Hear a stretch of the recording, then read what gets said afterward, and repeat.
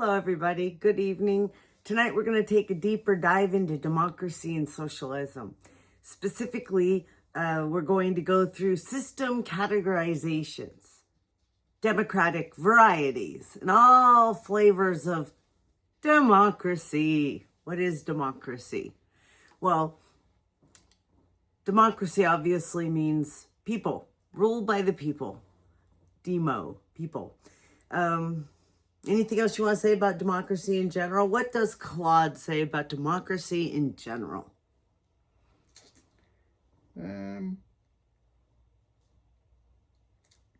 Just says it's a political system. As opposed to an economic system, just wanting to point that out. And that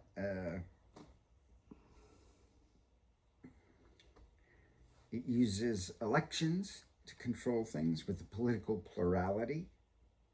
As opposed to needing a majority, plurality being the one that gets the most votes, as opposed to 50 plus 1. Right. Okay. Should be full civil rights. Interesting, though, because what if the people vote less than full civil rights? So let's hold that thought. The whole concept of civil rights, it is a whole section for us to do. So moving along with this, there's the representative democracy, which of course we have, or at least had, or purport to have had. Representative democracy, there's so many of us that all we can really do is vote for some people to go and vote for the real things, and they represent us ostensibly. As opposed to a direct democracy where each person gets to vote on each thing, which is what we talked about really only happened in ancient Athens. And some Swiss canons. Things that you can do like in a classroom when you have 30 kids, even 60 kids, that you can't do for the whole school as you have maybe 1,000 kids. That's a big school. Okay, then we move into parliamentary democracy. So what makes it parliamentary? And from what I understand, so far, I'm just filling in the spaces, by the way.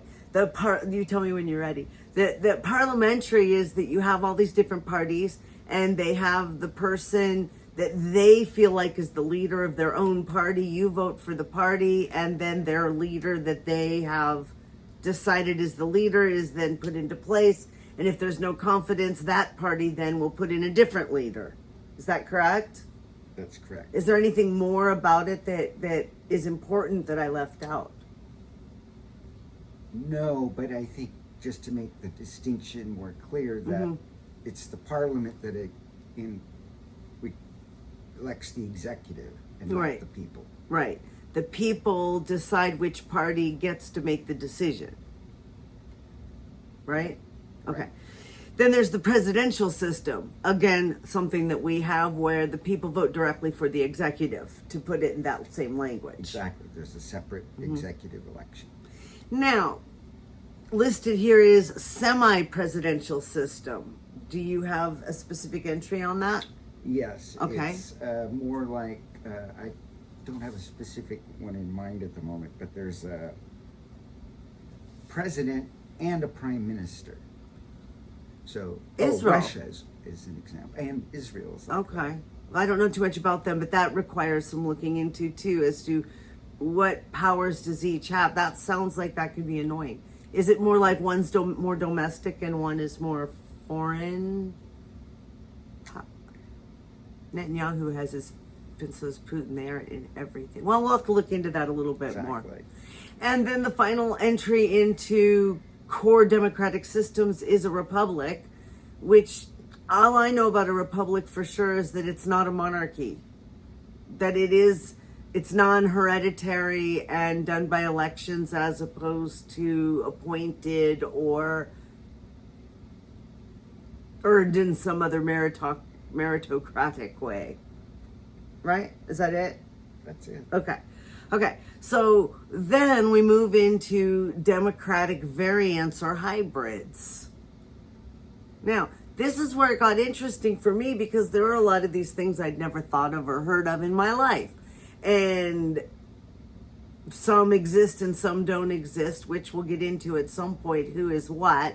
But for right now, theoretically, there is a really? What? A consociate, that's very funny. It's power sharing. Consociational democracy. What is that? Power sharing by groups. By groups, what kinds of groups? Does it say? We're looking at a document from Claude that you can find in our description. Both documents. I'm looking at one, she's looking at the other, and that's how we're doing this. No, it doesn't say how the groups are defined. All right. It's a word I've not heard of, and a form of power sharing I've not heard of. And does it have an example in the back? Who? They give some examples. Their examples are Lebanon, Belgium, and Bosnia. Lebanon, Belgium, and Bosnia. For more depth at a later time. Quite interesting. Now there's a confederation, a democratic union of states. Is that sounds like it's related to federalism then? Right? You can't just nod because they're not looking at you. Yes. Yes. Is that what it's distinguished here with federalism. Federalism in this list is a layered democratic governance. So here's what it sounds like. Federalism is more in general, and because we've ours divided up into states, it's a confederation. Yeah. They're saying the Articles of Confederation was an example of. Oh. And right. Switzerland is an example of that. Because they have a confederation of cantons, I think. Okay, so what's the difference between a confederation and a union? Well, let's see. Is union even in there, though? Because it's Right. not in here. I'm going to move on, you tell me? Union is not there. Okay. Well, then there's a constitutional monarchy. As far as I understand it, that's the UK, where you have a monarch who may have some powers, but not really governance powers, and their parliament tends to be part of that. Right. Some kind of a democracy. Ceremonial monarch, yeah. Then there's the liquid democracy, which is an emerging. I think when they wrote emerging, or it wrote emerging, it means, I'm trying not to give Claude really gender, just it, because that's fake. But anyway, an emerging form of governance, perhaps, but it's a delegable proxy voting. And I think that was something that I don't remember where I heard about this, maybe from you, Rhonda, talking about how you could then delegate your vote to somebody that you thought was more of an expert in that area. Exactly. That's what this one is. Yes. So Is that what, like, LA, whatever that was? Or don't worry about that. Go ahead. Yes. No, you're correct. This is where you can either vote on it or delegate your vote. Weird. Exactly. Okay, but that's because I've never heard of it. And then there's sortition, the democratic selection by lottery.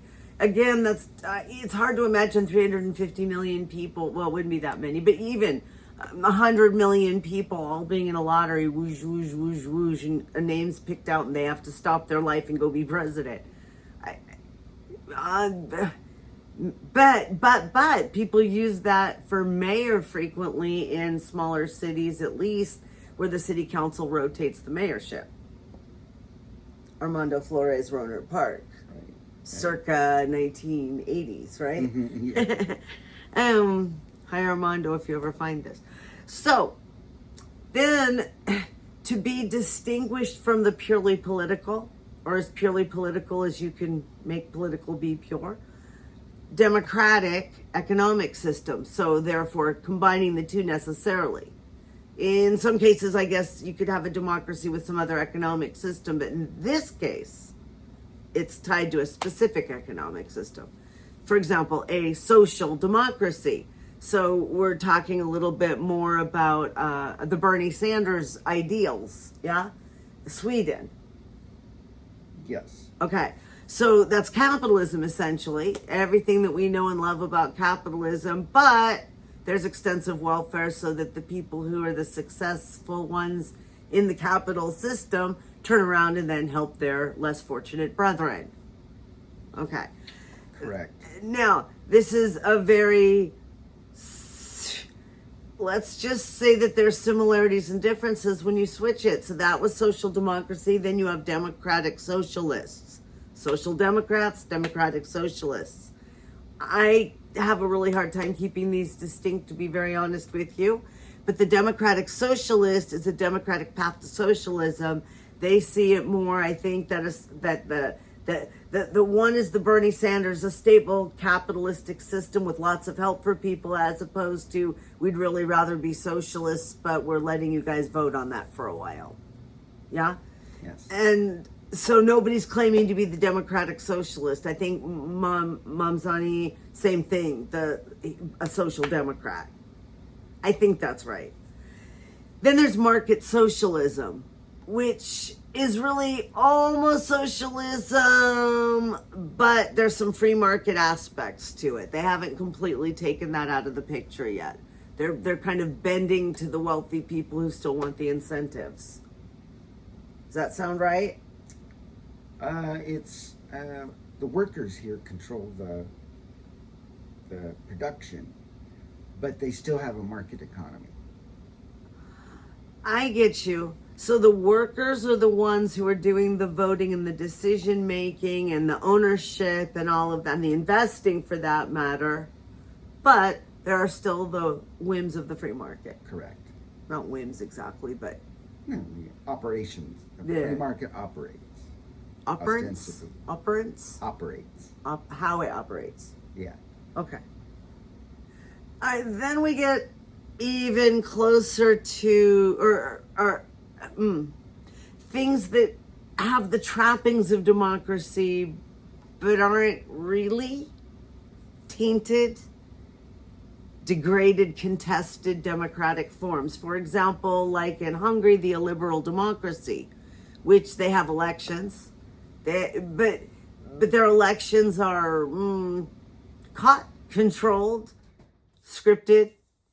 They don't have the options that they'd like to have. The opponents aren't really free to be opponents. The propaganda's one way. The money's all spent in one direction. And so, yes, it looks like a democracy, but it's somewhat preordained. A step further is a guided democracy. I don't know Hungary or Russia well enough to know if it's just illiberal or if it's guided. I just don't have enough information. I guess it would depend on who you asked. But the guided democracy is more managed and more controlled. So if it's actually been taken over, I mean, I guess if you're pushing people out windows, you're guiding your democracy. Right. But I didn't mean anything.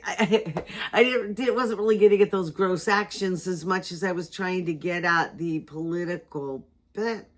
I don't know. It's obviously, as we're looking at this, it's a slippery slope. And then you can move into anocracy, which is an unstable, I missed one, sorry, the hybrid regime, blurred democratic and authoritarian. Again, I don't know where they are in Hungary and Russia, or China for that matter. And then there's the anocracy, which is an unstable mix of democratic and autocratic. I don't know if they vote in China. They vote in China? I think so. I believe they vote in China. For what that means. I just don't know. Exactly. And I don't know how much is propaganda that we think our elections are completely different. I don't know. I know what I think I trust. Right. But that's not the same thing as knowing. Now, this next thing that's discussed is indigenous democratic forms. And again, we're going to talk quite a bit about indigenous people and different things that we can draw from and need to give back to indigenous people. But there's an indigenous consensus governance where you get into unanimous or near unanimous decisions. That consensus concept, again, more difficult with the more people. That whole scale issue is a problem with the best sounding forms of government, to me anyway. And then there's the tribal or chiefdom. And you've seen that throughout time. Like when you talk about feudalism, these are things that are considered somewhat archaic. But in this case, with indigenous forms of governance, you might have collective decision making along with that. which strikes me as being a little bit like our Congress and president. I don't know again how it works though. So that's going to need to be looked into at a deeper level. Then there are theoretical and historical democratic, historical. There's futarchy. See, that's definitely theoretical at this. The two examples are theoretical. They did not mention any historical democratic things other than the direct democracy from earlier. But the futarchy is prediction markets decide policy. Please explain that better again. That's the case where you put an outcome that you're hoping to, a policy you want to achieve, but then you have people placing bets on whether this would succeed, whether it would achieve the policy or not achieve the policy. And so the weight of the bets there would determine whether or not you try and enact the policy. That's crazy. Yeah.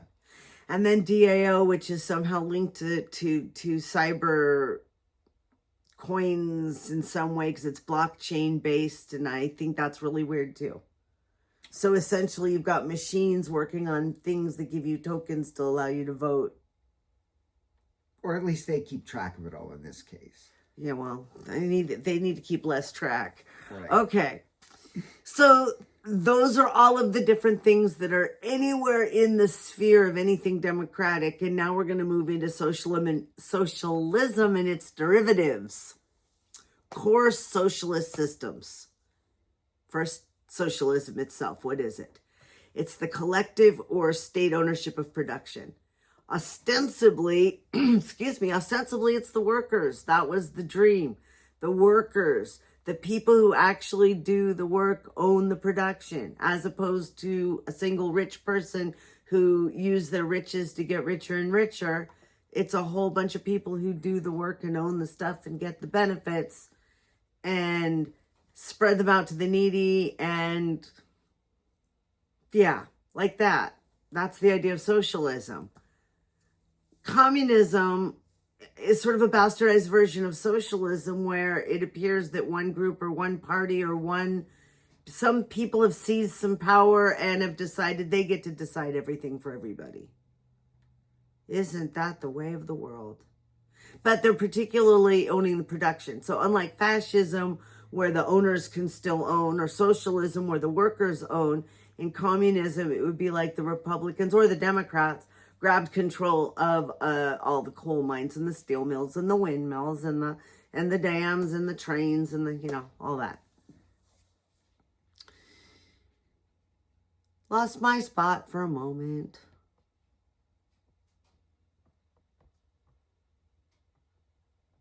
Yeah.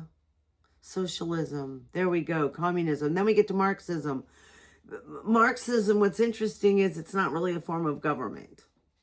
It's a theory. Marx had a theory that if capitalists kept exploiting the workers and being capitalists and doing what capitalists do, that the workers were going to revolt and start moving towards socialism. And I don't know that he thought it was going to get to communism. I don't recall him bringing that up, but certainly that the workers would revolt and take over. I don't know that he thought that they would form one party and start being exploitive of other workers and everyone else. I don't know that that was his plan. Right.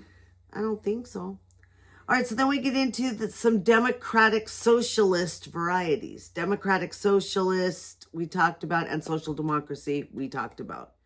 Then there are market-based socialist systems. Market socialism we talked about that too, where worker cooperatives are competing in the markets. Correct. So that's sort of like you have guilds or something. You have all the different shoemakers and the shoemakers from this town and the shoemakers from this town or this region can compete with one another, say. Something like that. Okay. Then there's something called mutualism.